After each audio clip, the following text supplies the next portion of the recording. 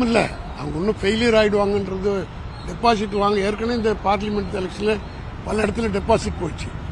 இந்த தேர்தலிலும் டெபாசிட் போனால் இப்போ சசிகலா வர கட்சியை இணைக்க போகிறேன்னு அறிக்கை விட்டுருக்காங்க.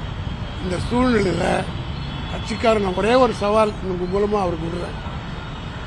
இந்த தேர்தல் அவர் புறக்கணிச்சிட்டார்ல, புறக்கணிக்கிறத ஒரு கட்சி புறக்கணிதுன்னா அந்த கட்சியில் இருக்கிற யாரும் ஓட்டு போட முடியாது.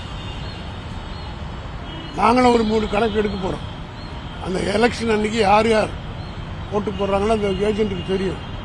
அதிமுகவில் இருக்கிற ஒன்றிய செயலாளர், அதிமுகவில் இருக்கிற கிளைக்கழக செயலாளர், அதிமுகவில் இருக்கிற நிர்வாகிகள், கவுன்சிலர்கள் இவங்கெல்லாம் ஓட்டு போட்டாங்களான்னு ஒரு கணக்கு எடுத்துட்டு அப்படி அவங்க ஓட்டு போட்டுருந்தாங்கன்னு வச்சுக்கோங்க, அவங்கெல்லாம் எடப்பாடி புறக்கணிச்சிட்டாங்கன்னு அர்த்தம். தேர்தலை புறக்கணி என்று கட்சிக்கு சொல்லிட்டு அப்படி அவங்கெல்லாம் பார்ட்டிசிபேட் பண்ணாங்களா, அப்படி தைரியமாக விட தயாரா? எடப்பாடிக்கு நான் சவால், இதை மீறி யாராவது ஓட்டு போட்டீங்களா உங்களை கட்சி விட்டு நீக்கிடுவேன், நடவடிக்கை எடுப்பேன்னு சொல்றது தயாரா? செய்ய மாட்டான். ஏதோ அவங்க ஒரு அண்டர்லைன் டீலிங் வைக்கலான்னு பாருங்க. எதையும் சந்திக்கிற ஆற்றல் எங்களுக்கு இருக்கு. காரணம்னா வண்டிய பெருமக்களுக்கு எங்கள் தலைவர் அவர்கள் கலைஞர் அவர்கள் செய்ததை போல யாரும் செய்யவில்லை என்பது எல்லோருக்கும் அவங்களுக்கு தெரியும். பாமக நேரடியாக போட்டியிடுறாங்க. சமூக நீதியை வென்றெடுப்பதற்கான ஒரு போர் இந்த இருக்கிறவன் இடத்திவிதல்னு ராமதாஸ் அவர்கள் அறிக்கை விடுறாரு. சவாலா இருக்கும்னு நினைக்கிறீங்களா?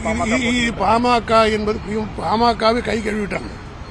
அவங்க சின்னமே இப்ப போயிடுச்சு. அதனால அவங்க நான் அதுக்கு மேல அவர் சொல்ல விரும்பல. ஏன்னா அவர் வேற எதனா பேசுவார். அதனால எங்களுக்கு சேஃப், கம்ஃபர்டபுளா, வி ஆர் வெரி கம்ஃபர்டபுள். அடித்தளம் நல்லா இருக்கு, கேடர் நல்லா இருக்காங்க, கூட்டணி இன்டாக்டா இருக்கு. அதனால போன தேர்தலில் போய் ஒரு சின்னத்துக்கு ஓட்டு கேட்டு இன்னொரு சின்ன இந்த இடைத்தேர்தலில் ஒரு மாசத்துக்குலாம் இன்னொரு ஓட்டு கேட்டா அந்த ஊர்ல இருக்கிறவங்க மதிப்பானா? அதெல்லாம் இருக்குது. எங்களுக்கு அப்படியே இல்லை. நாங்கள் 2019 ஒரே அணியில் கேட்டுக்கொண்டிருக்கிறோம். நிச்சயமாக வெற்றி காலமா ரெட்டலைக்கு போட்ட தொண்டர்கள், காலகாலமா ரெட்டலைக்கு போட்ட பொதுமக்கள், எந்த காலத்திலும் சரி அந்த கை மாறவே மாறும். புரியுதுங்களா? அதனால ஒரு கட்சி முடிவெடுக்குதுன்னா அது தெரியும். கட்சி இன்னைக்கு இருக்கிற ஒரு சூழ்நிலையெல்லாம் சாதகம் பாதகம் இதெல்லாம் அனலைஸ் பண்ணி பகுப்பாய்வு பண்ணி அந்த அடிப்படையில் ஒரு முடிவெடுத்திருக்கு.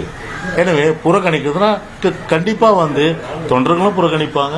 அதே போல வாக்காளர்களும் எங்களுக்கு ஓட்டு போட்டுக்கின்ற வழக்கமாக ஓட்டு போட்டுக்கின்ற வாக்காளர்களும் கண்டிப்பா அந்த தேர்தலை புறக்கணிப்பாங்க. அதுல எந்த மாறுபட்ட கருத்தும் கிடையாது. அதனால சும்மா அவங்க ஓட்டு விழுமா இவங்க ஓட்டு விழுமா தான் வானத்தை தான் பார்த்துட்டு இருக்கணும். புரியுதுங்களா? அதான் அது நடக்காத காரியம். களமாட வேண்டியது அதிமுக பிரதான எதிர்க்கட்சி.